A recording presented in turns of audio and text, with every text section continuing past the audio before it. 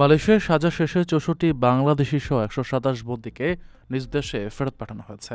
একই সাথে দেশটির কেদার রাজ্যে বৈধ কাগজপত্র না থাকায় আরও ২১ জন বিদেশি নাগরিককে আটক করেছে ইমিগ্রেশন বিভাগ। সোমবার দেশটির অভিবাসন কর্তৃপক্ষের বরাত দিয়ে এ তথ্য জানা গেছে।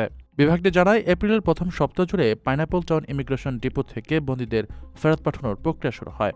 ফেরত পাঠানো ব্যক্তিদের তালিকায় ৬৪ জন বাংলাদেশের পাশাপাশি মিয়ানমার, ভারত, পাকিস্তান সহ ১০টি দেশের নাগরিক রয়েছেন। তারা মাদক আইন, অভিবাসন বিধি সহ বিভিন্ন অপরাধে সাজা ভোগ করছিলেন। বিতাড়িত ব্যক্তিদের মালয়েশিয়া ইমিগ্রেশন সিস্টেমে আজীবনের জন্য কালো তালিকাভুক্ত করা হয়েছে, ফলে তারা আর দেশটিতে ফিরতে পারবেন না। এদিকে গত রবিবার কেদার রাজ্যের একটি শপিং কমপ্লেক্স এলাকায় অভিযান চালিয়ে বাংলাদেশি সহ ২১ জনকে আটক করা হয়। ছুটির দিনে অতিরিক্ত জনসমাগমে সাধারণ মানুষের চলাচলে বিঘ্ন ঘটছে, এমন অভিযোগের ভিত্তিতেই এই তল্লাশি চালানো হয়।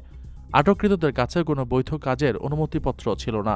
কেদা ইমিগ্রেশন বিভাগ স্পষ্ট জানিয়েছে, জননিরাপত্তা রক্ষায় এবং অবৈধ প্রবাসীদের অবস্থান নিয়ন্ত্রণে রাজ্যে এ ধরনের নিয়মিত অভিযান অব্যাহত রাখা হবে। বর্তমানে আটককৃতদের অভিবাসন ক্যাম্পে আইনি প্রক্রিয়ার অধীনে রাখা হয়েছে।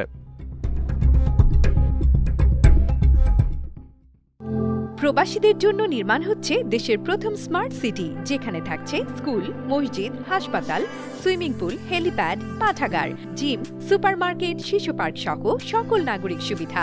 মাত্র ৩০ লাখ টাকা বিনিয়োগে মিলছে আকর্ষণীয় ফ্ল্যাট। প্লাটিনাম ইনভেস্টরদের জন্য ঢাকা বিমানবন্দরে ভিআইপি প্রোটোকল সুবিধা। বিস্তারিত জানতে যোগাযোগ করুন স্ক্রিনে দেয়া হোয়াটসঅ্যাপ অথবা ইমো নাম্বারে।